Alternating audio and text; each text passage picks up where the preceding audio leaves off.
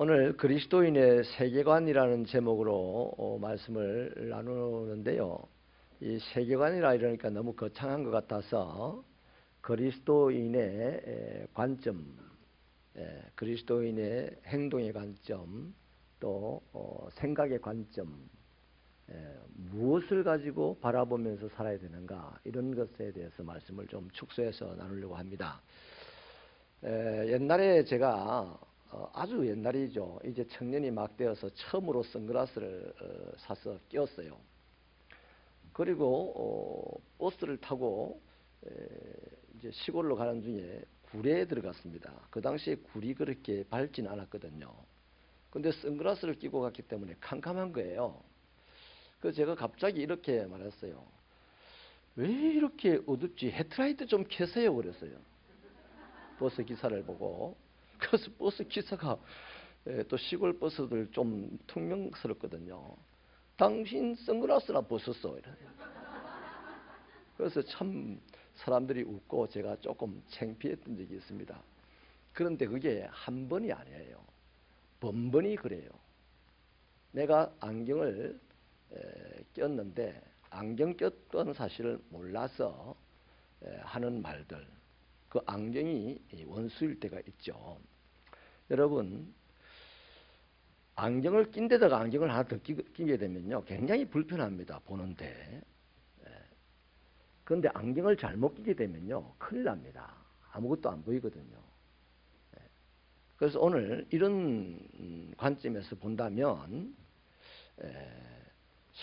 우리가 신앙생활을 할 때도요, 사람들이 의외로 자기 생각, 자기 경험의 관점에서 성경을 읽고 해석하고 살아갑니다. 대표적인 케이스가 이단들입니다.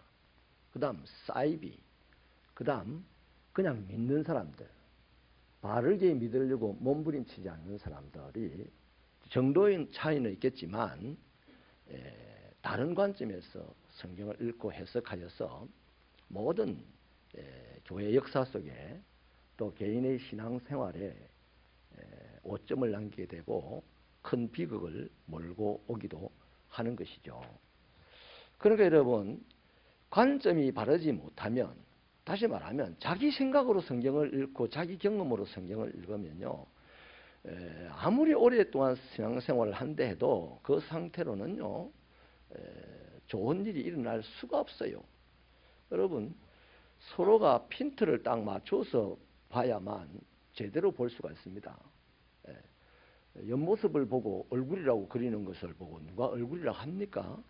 안 하는 거죠.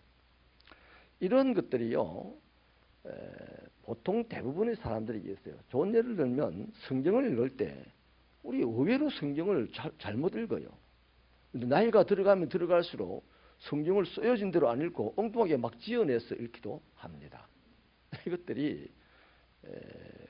오랫동안 자기 속에 박여 있는 버려야 될 것들을 버리지 못하고 읽기 때문이거든요. 예수님을 따라가는 제자들에게서도요, 이런 폐해를 쉽게 볼 수가 있습니다. 제자들은 3년 동안이나 예수님과 함께 동고동락을 했어요. 얼마나 많은 진리의 말씀을 들었고 얼마나 수많은 표적들을 보았습니까? 하지만 그들은 여전히 자기들이 원하는 메시아를 기다렸습니다. 다시 말하면 메시아가 오면 평화의 나라가 이루어지는 것이 진리인데, 이 제자들은 예수에게 진리의 말씀을 들으면서도 우리의 메시아 때문에 곧 우리는 예루살렘을 다스리는 통치자가 될 것이야, 이런 착각 속에 계속 예수를 따라다녔어요. 그러니 빌라도의 법정 앞에 가기도 전에 예수 모른다고 부인하고 예수 욕하고 떠나는 사람, 그러니 예수 팔고 목매어 자살하는 사람으로 전락하는 게 되죠. 맞죠? 제자들이 진리의 말씀을 들었음에도 불구하고 자기의 관점이 나는 메시아 때문에 통치자가 될 거야, 이렇게 하다 보니 통치자 되기 위해서 집도 아내도 뭐 재산도 다 버리고 예수 따라간 것밖에 안 되는 거예요. 그래서 다 버리고 예수 따라왔는데 통치자가 안 되고 무엇이 자기가 믿었던 메시아도 죽는다 하니까 놀래서 도망가는 거죠. 똑같이 이 시대를 살아가며 신앙생활하는 사람들도 잘 보면 대부분이 그런 케이스예요. 우리도 그렇게 될 가능성이 훨씬 높은 사람들입니다. 그러니까 끊임없이 바르게 신앙생활 하려고 몸부림쳐야 되는데 사도 바울은 몸부림을 쳤죠. 그래서 날마다 자기를 쳐서 복종하고 날마다 죽는 그런 삶을 살아갔던 것이죠. 바울같이 신령한 사람도 가만히 있으면 일 안 되는 거예요. 몸부림치지 않으면 사이비 되는 겁니다. 더더군다나 바울보다 훨씬 뒤떨어진 우리, 신에 대해서 아는 것도 부족하고 신을 경험한 것도 부족하고 열심도 부족한 우리는 가만히 있으면 다 죽어요. 아멘이십니까? 가만히 있으면 다 지옥 갑니다. 아멘이십니까? 그래서 몸부림쳐야 돼요. 몸부림쳐야 돼요. 예수님을 찾아온 부자 청년 보세요. 부자 청년에게도 이런 폐해적인 모습이 있습니다. 선생님, 내가 무슨 선한 일을 하여야 영생을 얻을 수 있겠습니까? 영생을 얻고 싶어서 환장한 사람이에요. 그런데 그 안에 잘 들여다보면 이미 관점이 딱 비뚤어져 있습니다. 선한 일을 하면 영생을 얻는다 이거요. 이 사람이 영생을 얻을 수 있는 방식은 선한 일을 하면 된다는 겁니다. 근데 성경은 아니죠. 선한 일을 해가지고 영생을 얻습니까? 아니에요. 예수를 믿어야 영생을 얻는 겁니다. 그래서 예수님은 네가 그렇기를 원한다면 네가 다 팔아가지고 가난한 사람들 주고 나를 따라라. 이 사람은 그것이 걸려가지고 영생을 왜 근심하며 떠났겠습니까? 영생을 얻고 싶긴 하지만 돈이 좋아서 영생을 포기하고 하니 자기 스스로가 이미 영생을 얻을 수 없다는 것을 알게 됐어요. 돈을 사랑한 나머지. 그래서 근심하며 평생을 살아갈 수밖에 없는 사람이 된 것입니다. 그 생각의 틀, 그 관점이 영생을 얻는 것이 선한 일을 하면 된다라는 것이었어요. 여러분, 그냥 대충 들으면요 맞는 말 같아요. 착하면 천국 가지 뭐 아니다 이 말이죠. 못돼도 천국 가요. 엉망진창인 인생도 천국 가요. 일단은 뭐 하면? 여러분, 복음의 능력이 뭡니까? 하나님의 구원의 능력이 복음이잖아요. 그런데 어떤 사람을 하나님이 구원하십니까? 모든 믿는 자라 했습니다. 선한 일을 하는 자, 뭐 공부를 잘하는 자, 뭐 예수를 잘 따라다니는 자. 귀신도 예수 잘 따라다녔어요. 귀신 들린 여자가 바울을 얼마나 잘 따라다니면서 바울은 하나님의 아들이라고 얼마나 하나님의 사자라고 얼마나 열심히 노래 불렀습니까? 그러니까 이거 굉장히 중요합니다. 우리가 신앙생활을 하면서 나의 관점이 어디에서 출발하느냐. 나의 생각의 틀, 이전에 우리 생각의 틀이 다 있었어요. 어떤 사람은 경상도 사람의 생각의 틀이 있고 어떤 사람은 전라도 사람의 생각의 틀이 있고 어떤 사람은 많이 배운 사람의 생각의 틀이 있고 어떤 사람은 학교 문 앞에도 못 가본 사람들의 생각의 틀이 다 있어요. 그런데 그거 다 필요 없어요. 하나님의 의를 덧입는 데는 그것이 다 필요 없다 이 말이죠. 그러니까 내 생각의 틀을 뭐 해야 된다? 벗어버려야 돼. 여러분, 새 옷을 입으려면 헌옷을 벗어야 태가 납니까? 안 납니까? 새 옷을 입으려면 이전에 입던 옷을 벗어버려야 돼요. 그래서 모델들은 속옷도 안 입고 착 입잖아요. 더 태가 나려고. 우리도 마찬가지예요. 예수의 하나님의 의의 옷을 입으려면 내 생각의 옷, 내 경험의 옷을 벗어버려야 의의 옷을 입는 거예요. 그런데 내 생각의 옷, 내 의의 옷을 입고 난 그 위에다가 예수의 옷을 턱 걸치니까 예수의 옷이라고 입었긴 입었는데 사람들이 볼 때는 이상 얄라구리한 옷을 입었다고 이제 생각을 하고 볼상스럽다 이렇게 얘기를 하는 거죠. 오늘 이 시대의 신앙인들, 이 시대 한국 교회의 모습이 예수를 안 믿는 교회가 어디 있으며 예수 안 믿는 신앙인이 어디 있습니까? 다 믿어요. 오늘 총회 실황 중계를 내가 잠시 봤는데 지금 우리나라의 기독교인이 불교 인구보다 더 많아졌어요. 올해. 이유가 뭔지 아십니까? 통계를 가지고 말을 하니까요. 매년 20만 명에게 세례를 베푸는 데가 있어요. 군대. 그러니까 숫자로는 기독교인이 훨씬 많아. 해마다 20만 명에서 하면 매년 20만 명에서 보태지면 어떻게 전도 안 해도 예수 믿는 사람 많아. 그런데 예수 믿는 사람이 많다고 이 나라가 하나님 나라 되던가요? 지금 형국이 안 그렇잖아요. 따라합시다. 예수를 제대로 믿어야. 믿으시면 아멘. 그래서 예수를 제대로 믿어야만 두 사람이 믿어도 하나님이 역사하면 이 세상을 끌어갈 수 있지 않겠어요? 1000만 명이 예수를 믿어도 하나님이 역사하면 세상은 엉망진창 구렁텅이가 될 뿐이라는 거죠. 그래서 우리의 이 믿음 생활이요, 내 생각의 틀이나 내 경험의 틀을 다 내려놓는 이 작업을 많이 해야 돼요. 우리 주님은 워낙 사랑이라서 안 내려놓고 덮었어도 봐줍니다. 근데 세상이 안 봐주고 이것이 예수 믿으려면 내 주먹 믿으라 이럽니다. 그런데 나의 생각의 틀, 나의 경험의 틀을 이것들을 확 벗어버리면 예수님은 무조건 확 자기 옷을 입힙니다. 그래서 그 사람은 죽음 앞에서도 담대하게 하고 죽을 자도 살리게 하고 자기가 거지가 되는 한에 있어도 다른 사람을 부자 만들게 하고 이런 사람이 되는 거예요. 이런 축복이 우리 새벽교회에 있기를 축원합니다. 축원합니다. 자, 그런데요, 유대인들의 생각의 틀도 똑같아요. 자, 제자들, 그렇게 신령하다고 생각하는 제자들 생각의 틀도 따로 있었어요. 그 다음 부자 청년도 따로 있었어요.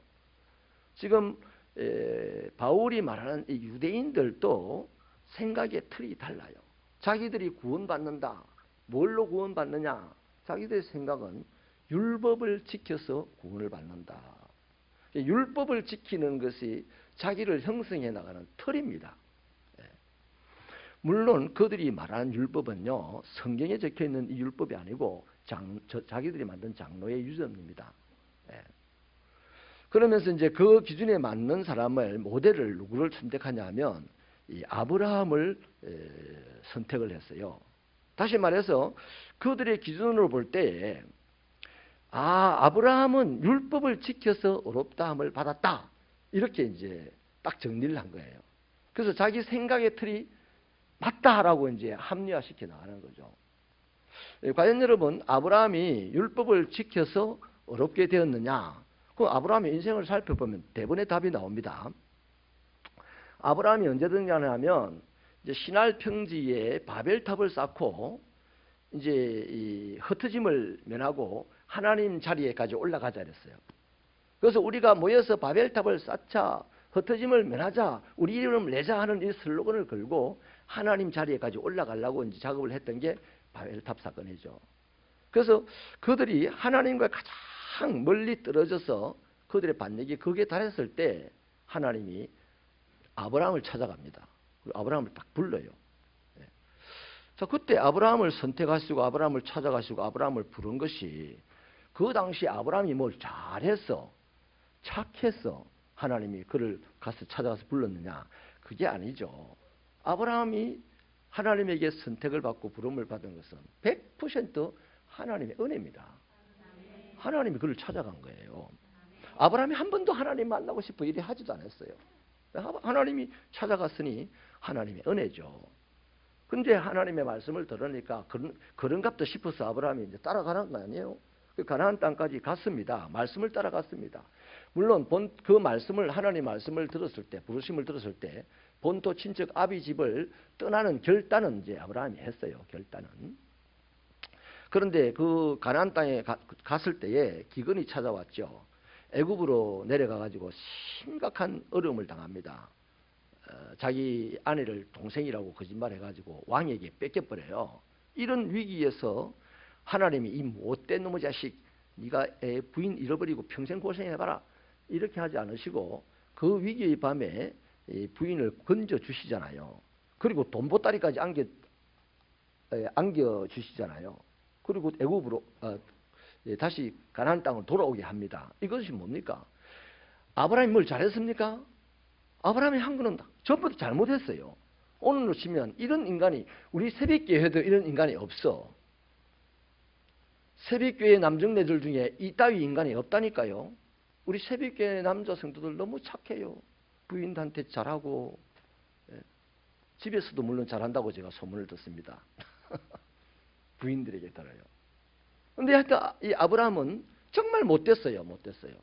그런데 그 아브라함을 쪼대로 살면 죽을 수밖에 없는 아브라함을 하나님이 그냥 건져주시고 또 부자가 되게 해주셨어요. 이게 하나님의 은혜입니까? 아브라함이 뭘 잘했습니까? 하나님의 은혜잖아요. 또 창세기 15장에 가보면 이런 내용이 있어요. 아브라함이 좀 시큰둥하게 하나님에게 이런 대답을 합니다.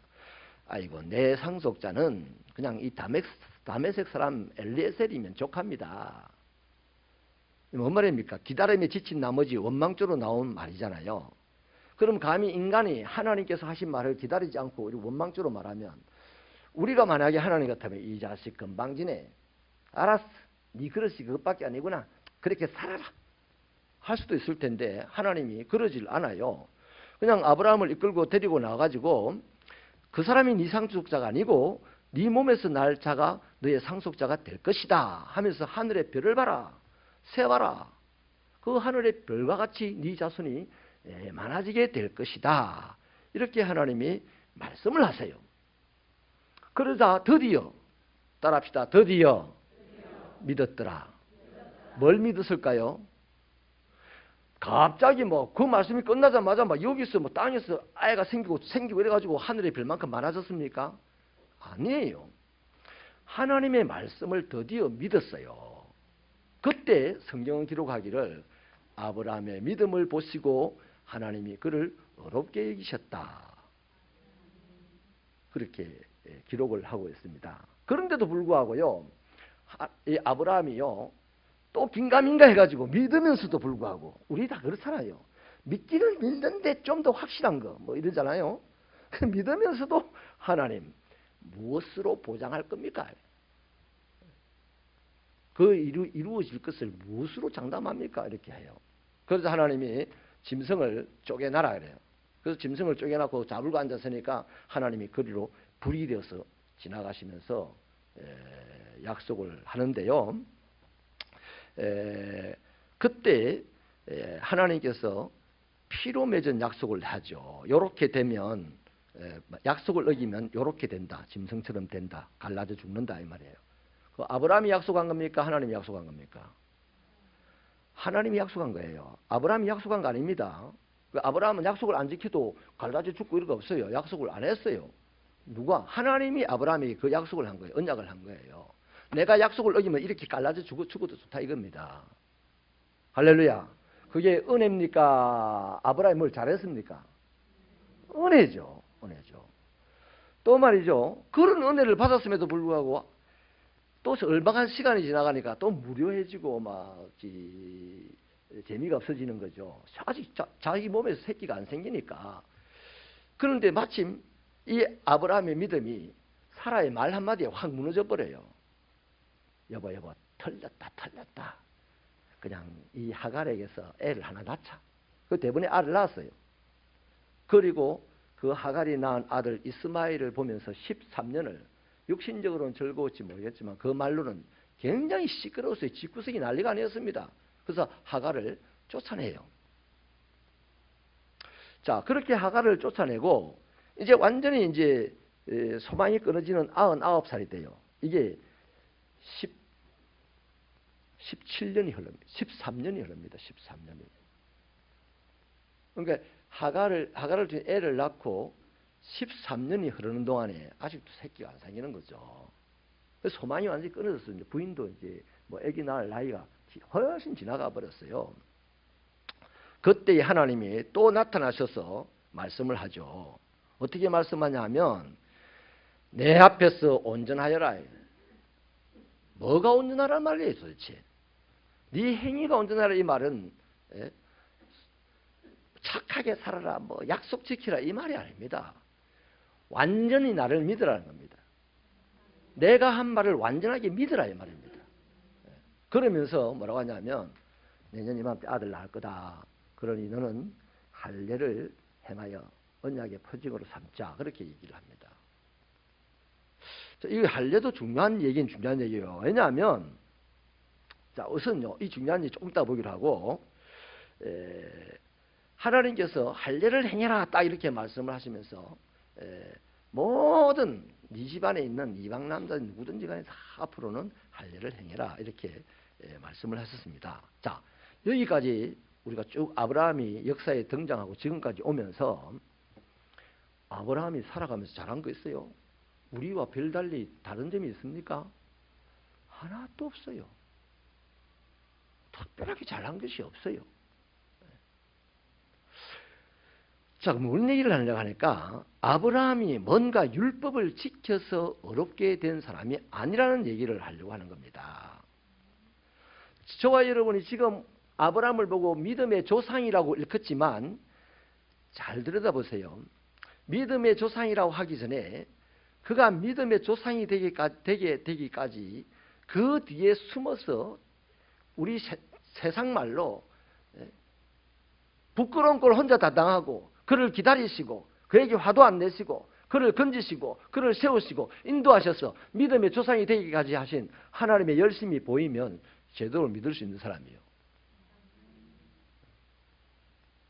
하나님이 얼마나 끈기 있게 기다리고 하나님이 얼마나 애지중지 그를 세워나가고 하나님이 얼마나 그를 오랫동안 살펴주셨나 말이에요. 이 아브라함이 믿음의 조상이 되게 하는데 하나님의 열심이 훨씬 더 중요하다는 겁니다. 우리가 구원받았는 것은 우리가 믿는 것보다도 우리를 믿게 하신 하나님의 그 은혜가 훨씬 더 크다는 것을 잊지 마시길 바랍니다. 자, 거기까지 이러면 좀 더 신앙생활을 바로 하려는 몸부림을 칠 수가 있어요. 내가 살아가면서 잘못한 일에 대한 하나님 앞에서 아픔과 상한 마음으로 괴로워할 수 있는 사람이 돼요. 우리가 다 온전하게 살아갈 수 없어요. 툭 하면 뭐 죄를 짓는 데는 전문가입니다. 전문가. 아주 전문가예요. 그런데 문제는 그 지은 죄에 대해서 갈등을 안 하는 거예요. 아파 안 하는 거예요. 태어나야 아무 일 없는 듯이 그러면서 다른 사람의 죄를 막 하고 있는 거예요.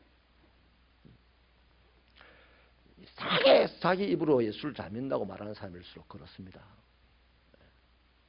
자기 입으로 나는 죄인입니다. 어찌하면 좋습니까? 이러다가 내가 맞아 죽을 것 같아요. 하나님 이러다가 벼락 맞을 것 같아요. 어찌하면 좋아요. 저 한쪽 기둥에 앉아가지고 세리처럼 가슴을 뜯는 자가 이 시대에 있나요? 바리새인처럼 폼 잡고 예수 잘 믿는 척하는 사람은 막 쉽게 볼 수 있는데 자신의 허물과 자신의 약함, 자신의 믿음 부족함 때문에 괴로워하는 사람은 볼 수가 없어요. 그러면 장로 투표할 때 다 떨어지 보는 거야. 와, 믿음이 좋아요. 난 잘합니다. 막 이래 해야 그 표를 얻어. 아무 소용이 없겠죠. 하나님 앞에는. 인정하시면 아멘. 자, 그래서 여러분 이 지점에 오면서요, 이 유대인들 자기들의 생각의 틀이 딱 따로 박혀있는 이 유대인들이에요. 여기까지 쫙 모세오경을 읽어오면서 창세기 17장 여기에서 눈이 번쩍 뜨인 거예요. 이들이 이 본문을 읽을 때 이렇게 읽는 거죠. 자, 봐라. 아브라함이 할례를 받아 하나님으로부터 의롭게 되지 않았느냐. 하나님이 할례를 받으라고 했으니 우리는 할례를 받아야 되는데 하나님이 아브라함에게 할례를 받으라고 했다. 이렇게 읽어야 되는데 아브라함이 할례를 받았으니 하나님에게 의로움을 받았다. 주어가 누구로 바뀌었어요? 아브라함으로 바뀌어버린 거예요. 그래서 주어를 아브라함으로 딱 바꿔놓으니까 오늘 자기도 주어가 될 수가 있는 거예요. 하나님은 자기 뒤치다거리 하는 사람으로 분으로 전락하기 시작하는 거죠. 이해가 되세요? 여러분, 저는 이것이요, 잘못된 생각으로 성경을 읽는 대표적인 경우라고 봅니다. 내 방식으로. 이런 사람들이 있어요. 말씀을 딱 보여주면서 봐라, 구제하라고 했지 않니? 너 오늘 나에게 돈을 100만 원만 좀 줘. 그런 사람도 있어요. 여러분은 경험을 못했죠. 저는 봤어요. 그런 사람을. 자, 그래서 지금까지 살펴본 얘기를 정리를 해보면 창세기 17장에 할례는 이스마엘을 낳고 13년의 영적인 암흑기를 보낸 아브라함에게 다시 하나님이 나타나서 너의 행위 아에게 온전하라 이 말을 하면서 할례를 행하라 그랬던 거죠. 그러니까 이 할례는 언약의 표적입니다. 언약의 표징이에요. 표징. 아브라함은 그렇기 때문에 율법을 준수한 일도 없고요. 100% 모든 삶의 구석구석에 하나님의 은혜로 사는 사람입니다. 그런데 이 유대인들은 지금 자기의 생각의 틀을 엉뚱한 데 갖고 있으니까 아브라함이 율법을 준수한 사람으로 이해를 하는 거예요. 아브라함이 하나님의 은혜를 받아서 우리 믿음의 조상이 되었어요. 이렇게 안 하고 아브라함이 율법을 행했으므로 믿음의 조상이 되었다. 이렇게 얘기합니다. 아주 곤란한 해석을 해버린 거죠. 그래서 이런 잘못된 생각으로 오늘 우리도 마찬가지죠. 우리들의 필요나 우리들의 뭐 어떤 생각의 틀을 가지고 성경을 읽으면요. 성경은요. 오만 가지로요. 멋지게 해석을 하고 써먹을 수 있어요. 성경을요. 사람의 목적을 위하여 쓰는 책이 아닙니다. 성경은 하나님의 목적을 이루기 위해서 쓰여진 책이에요. 하나님의 목적은 뭐냐? 사람의 구원입니다. 그러므로 사람의 구원은 사람의 생각의 틀 가지고 설명한다고 해결되어지고 얻는 게 아니고요. 하나님의 이 뜻으로 우리는 구원을 받고 어렵게 되는 것입니다. 자, 그래서 저는요. 이 사도 바울이 이렇게 생각을 하고 신앙생활하는 유대인들의 통념을 생각의 틀을 깨뜨리는 이 사도 바울의 작업을 오늘 보여주려고 하는 거죠. 그들이 아브라함이라는 한 사람을 롤 모델로 삼고 아브라함이 율법을 행했기 때문에 하나님에게 옳다함을 받았다. 그러므로 오늘 우리도 율법을 행함으로 하나님에게 옳다함을 받을 수 있다라는 이 생각의 통념으로 살아가는 사람들을 신랄하게 이제 공격하면서 정리를 하는데요. 세 가지로 정리를 합니다. 첫째는요. 아브라함이 어렵게 된 것. 이것은 아브라함이 율법을 행했기 때문이 아니라 하나님을 믿었기 때문이다라는 것을 정리를 합니다. 그래서 1절에 보면 육신이라는 말이 있죠. 이 육신이라는 말의 표현은 하나님 앞에 나아갈 자기 자랑거리를 이야기하는 거예요. 2절에 보면 행위라고 표현이 되어 있죠. 이 선행을 말합니다. 우리가 살펴본 것처럼 아브라함은 내세울 것이 별로 없는 사람이에요. 원래 아버지하고 같이 살 때는 우상을 팔았던 사람이 아주 심각하게 잘못된 길을 걸어갔던 사람이잖아요. 그가 내세울 만한 의도 없어요. 하나님에게 특별하게 잘한 것도 없어요. 뭐 보통 사람들하고 똑같았어요. 그런데 아브라함이 하나님의 선택을 받을 때에 아무 어려움이 없는데 무엇 때문에 하나님의 선택을 받느냐? 하나님에게는 무엇 때문에 어렵다함을 받느냐 하면 하나님을 믿은 믿음 때문입니다. 그 4절에 이런 말씀을 하죠. 일하는 자에게는 그 삭을 은혜로 여기지 아니하고 빚으로 이긴다. 이 말씀은 일하는 자에게 그 삭이 은혜가 아니고 보상이라는 겁니다. 일값이라는 거죠. 따라서 오늘도 노동자들에게 임금을 지불하는 것은 사장님이 은혜를 베푸는 게 아니에요.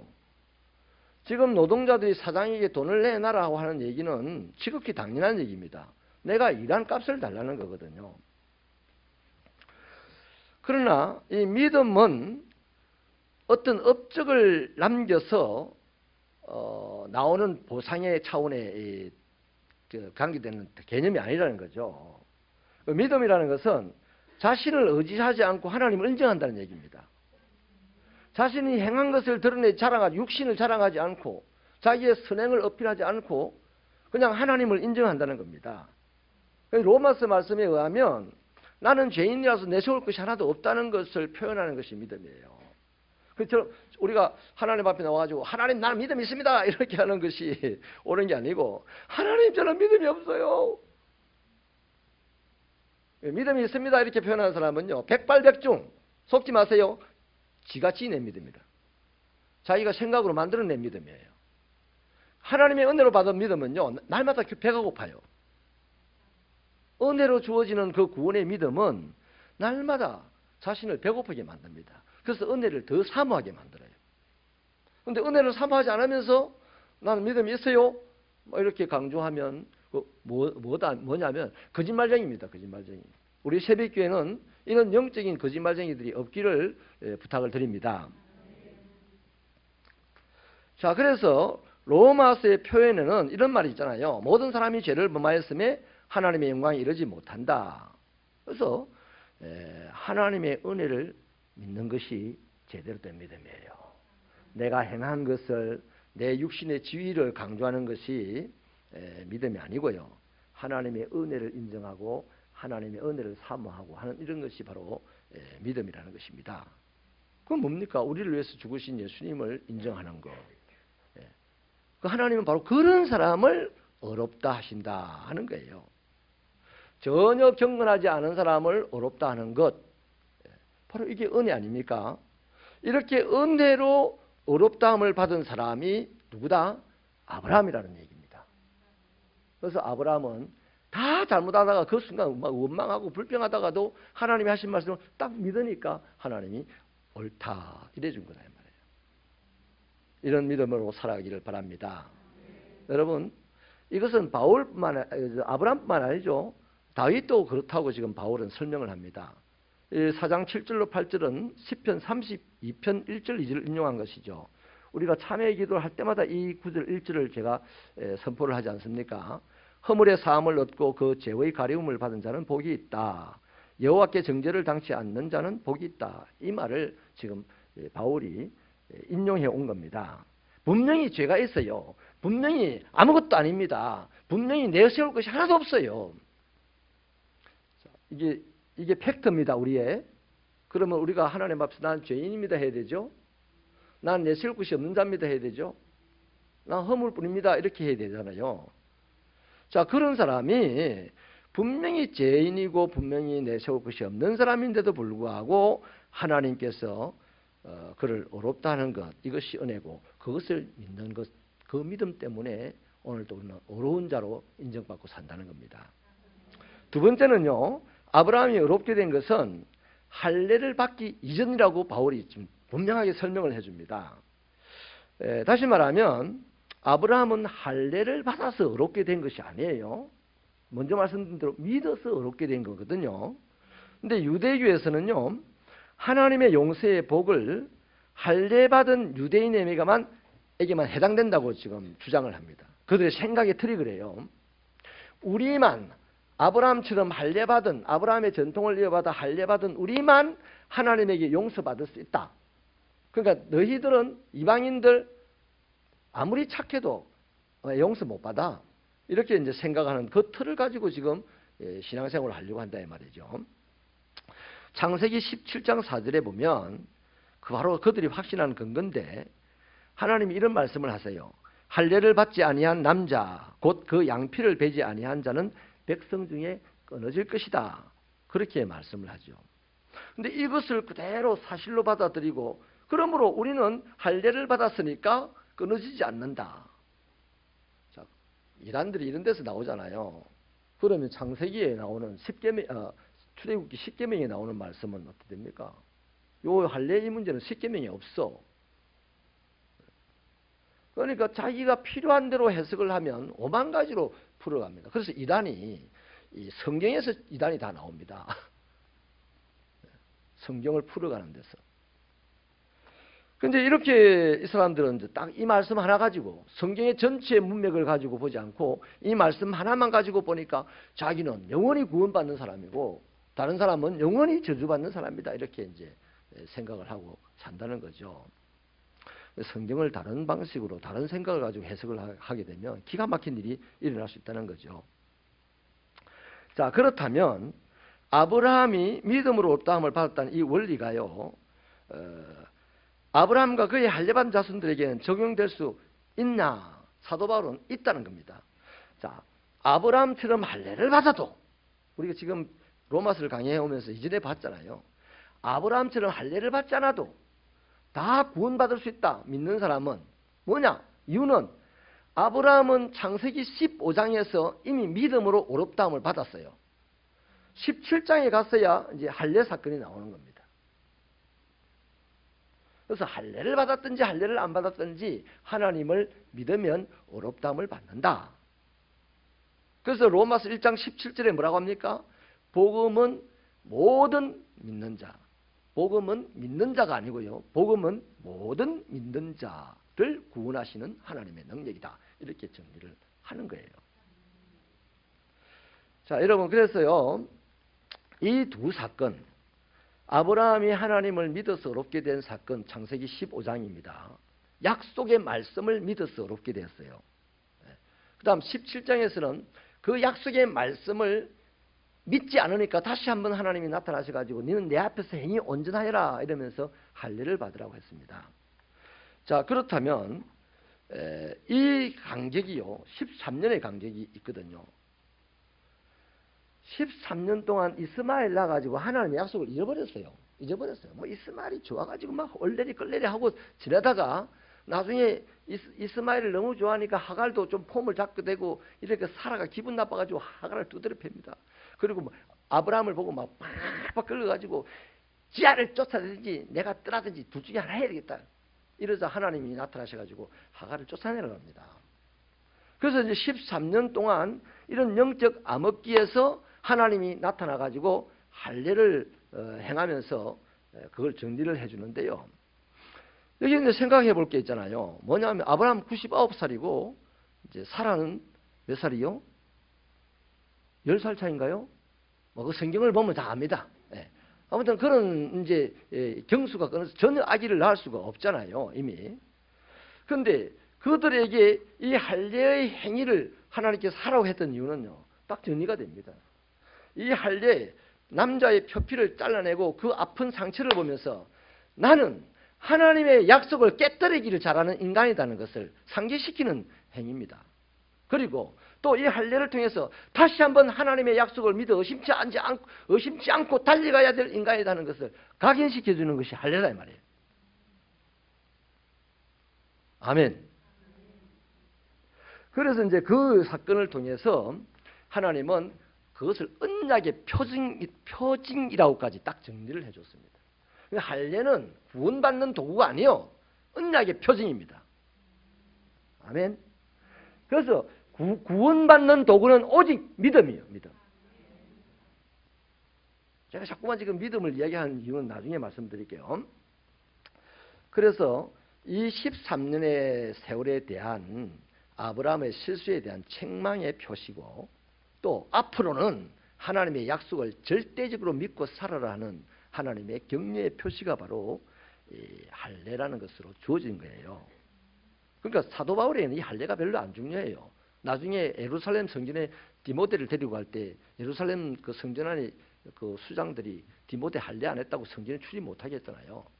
그래서 사실 할례를 안 해도 되지만 저 사람들이 워낙 출입을 못하게 하니 출입이라도 해야 되지 않겠나? 그래서 할례를 받자. 뭐 그렇게 하는 거예요. 이해가 되시죠, 이제? 그래서 믿음으로 어렵다 하시고 그다음 할례를 행하게 하셨으니 오늘 저와 여러분들이 믿음으로 어렵게 된 사람은 어떻게 살아야 된다? 나는 날마다 하나님의 약속을 깨트리는 아픈 흔적을 갖고 있는 사람이요, 앞으로 하나님의 약속을 믿어 의심치 않고 언제 어디서 누구 앞에서든지 어떤 상황에서든지 그 약속을 믿고 달려가야 되는 인생이라는 것을 항상 상기하며 살아라는 겁니다. 할례는 믿음 이후의 일입니다. 행함은 믿음 이후의 일입니다. 아무리 잘 행해도요, 믿음이 없이 행하는 것은 지옥 가는 지름길입니다. 아무리 잘못해도 잘못 살아도요, 믿음이 있으면 돌아올 수 있어요. 할렐루야. 세 번째 마지막으로 아브라함과 그의 자손들이 세상을 물려받을 상속자가 되리라는 약속을 받은 것은 율법에 근거해서가 아니고 믿음에 근거해서라는 것을 지금 바울은 가르치고 있는 겁니다. 다시 말하면 가나안 땅이라는 것을 차지하려면 율법으로 살면 차지하는 게 아니에요. 자, 출애굽한 이스라엘 백성들이 여호수아에서 가나안 전쟁을 합니다. 거기에 뭐 율법이 어디 있습니까? 거기에 오직 하나, 믿음으로 순종하며 한 걸음 한 걸음 나가면 차지하게 되고, 순종 못하면 차지하지 못하게 되더라 아닙니까? 그래서 이 세상을 물려받을 상속자가 된다는 약속은 율법을 지켜 행하면 세상을 물려받는 것, 상속자로 물려받는다가 아니라 네가 믿음을 유지하면 세상을 물려받는다 하는 약속이라는 거죠. 여기서요, 세상의 상속자가 된다고 할 때 이 세상은요, 원래 가나안 땅을 이야기하는 겁니다. 창세기 15장 7절에 땅을 차지할 거다, 그 가나안 땅을 얘기하는 거예요. 그런데 반드시 상속이라는 이 말도 가나안 땅과 연결이 되어 있어요. 그러니까 이 말씀은, 창세기 15장의 그 말씀은 가나안 땅을 하나님이 바라보고 말씀을 하신 거죠. 그러니까 아브라함이 가나안 땅에서 애굽으로 살기 좋은 애굽으로 도망갔을 때 애굽에서 오히려 더 살기 어려워지고 더 굉장한 고통을 당했던 것들 다 이제 연결이 되어서 이해가 될 겁니다. 하나님은 항상 가나안 땅을 바라보고 아브라함을 그리로 이렇게 몰아가고 있는 거죠. 그러니까 아브라함이 가나안 땅을 안 바라볼 때마다 이제 한 닦아씩 세상에 의해서 한 닦아씩 맞는 겁니다. 그 하나님 치료해 주시면서 데리고 가는 거죠. 자, 그런데요, 진정한 가나안 땅이 어디입니까? 오늘 우리는 이 바울이 성경을 쓸 때 진정한 가나안이 어딜까요? 천국이잖아, 천국.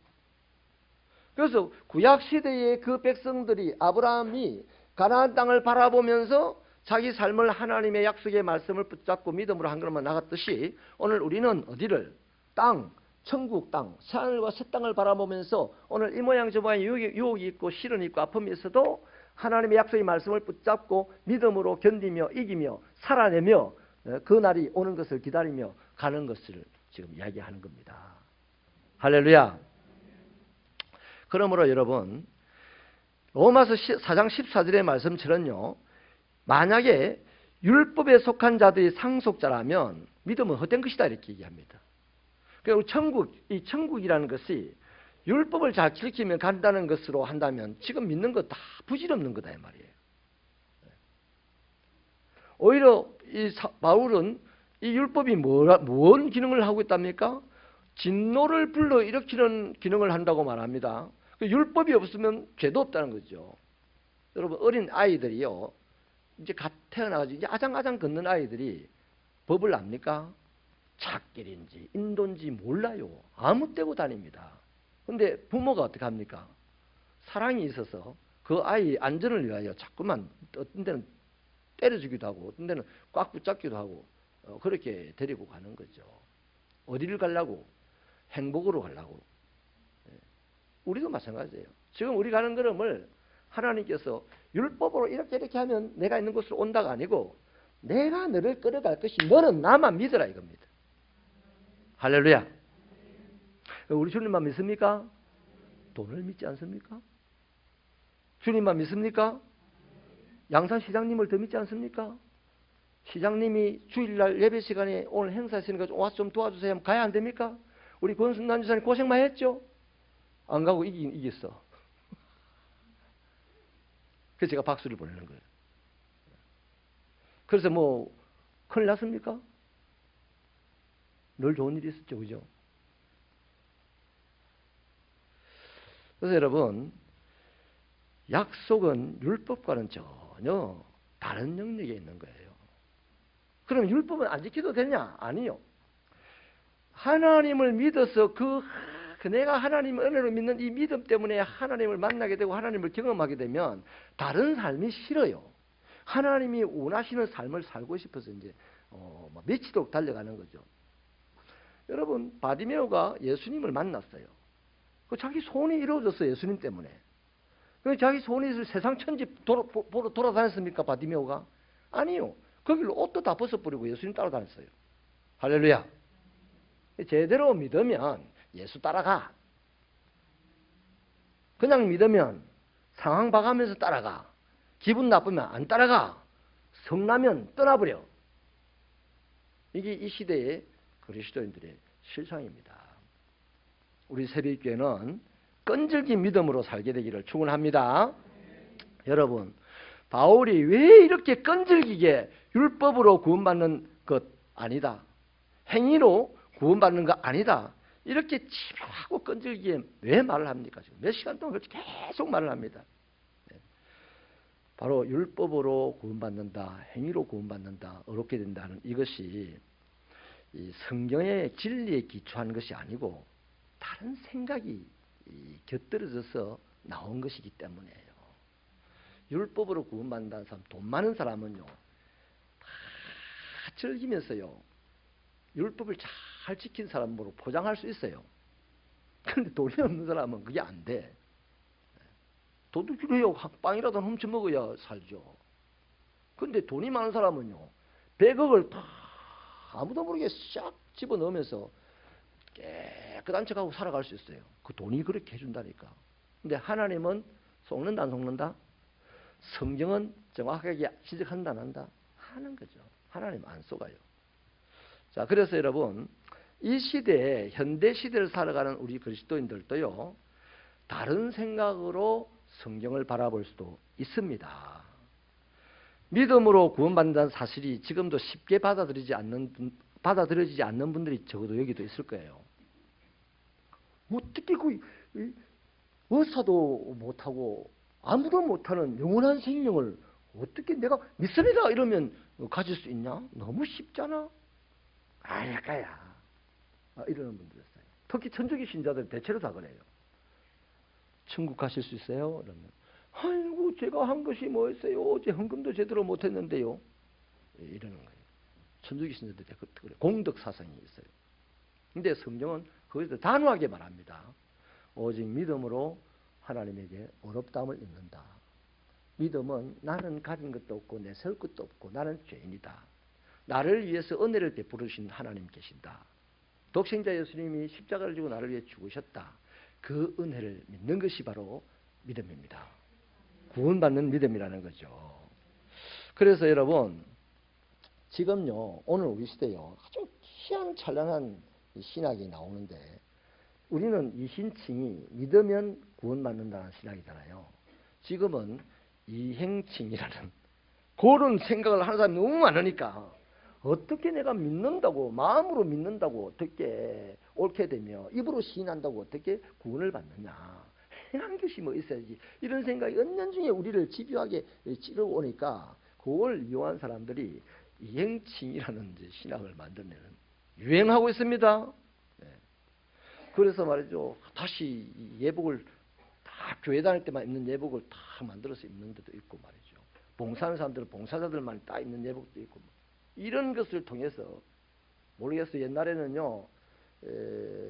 소를 나무로 상자를 이렇게 만들어 놓고 사람이 들어갈 수 있는 그 위에다가 소를 올려놓고 소를 팍 찌릅니다. 소가 막 합니다. 그리고 또 창을 팍 찔러요. 창자가 터져서 내려옵니다. 그 밑에 나무 밑에 앉아 있는 사람은 어떻게 됩니까? 소의 피와 소의 창자와 오물을 막 뒤집어 씁니다. 그리고 이제 소가 죽었습니다. 제가 깨끗해졌다고 털고 나와서 모욕하고 나면 이제 아주 카타르시스를 느끼죠. 나는 깨끗하게 되었다. 여러분 이거 하나 하면 얼마나 리얼하고 멋있겠어요? 오늘 우리 이 한국 예배가요 프로그램이 많아졌어요. 한국 신앙인들에게 프로그램이 많아졌습니다. 왜 그럴까요? 자극적이어야 되는 거라. 자극적. 뭔가 좀 대단하고 한 달에 한 번씩 소 한 마리 잡고 막 그것을 가지고 예배라고 하고 이러면 얼마나 자극적이겠어요. 우리 백집사님 걱정하지 마세요. 제가 안 그럴 테니까. 그래서 여러분 말씀을 마치겠습니다. 이런저런 생각들로 예수를 전하려고 하고 예수를 섬기려고 하는 것은 전부 다 한마디로 말하면 교만해서 그래요. 자기 생각의 틀, 자기 경험의 틀로 예수를 전하고 예수님을 일을 한다는 것은 전부 다 헛된 거다 이 말이에요. 그냥 순수하게 나는 죄인입니다. 나는 내세울 것이 없는 사람입니다. 오늘도 하나님의 은혜가 없으면 예배당에 나갈 수도 없습니다. 이거 나 예배당에 한번 나가준다. 많은 그리스도인이 이래요. 왜 늦게 오세요? 그러면 온 것만 해도 땅이죠. 뭐 이렇게 이제 다 시비의 눈초리를 보이는 때도 있어요. 우리 교인들 말고. 그래서 여러분 이 세계관이라고 하기보다도 우리의 관점, 우리가 쓰는 안경, 우리가 신앙생활을 할 때 어떤 안경을 쓰고 신앙생활을 해야 되냐, 우리가 인간관계할 때 어떤 안경을 쓰고 인간관계 해야 되냐, 우리가 하나님과 관계할 때 어떤 안경을 쓰고 인간관계 해야 되냐, 어떤 생각의 틀을 가지고 해야 되냐, 딱 하나입니다. 복음을 믿는 믿음. 내가 착하지 하지 마세요. 복음을 제대로 믿으면 자연스럽게 착해져. 내가 은근 많이 해야지 안 해도 돼. 제대로 복음만 믿으면요 자연히 내 몸도 다 드려. 아멘. 여기까지 이루는 새벽교회가 되기를 주님의 이름으로 부탁합니다.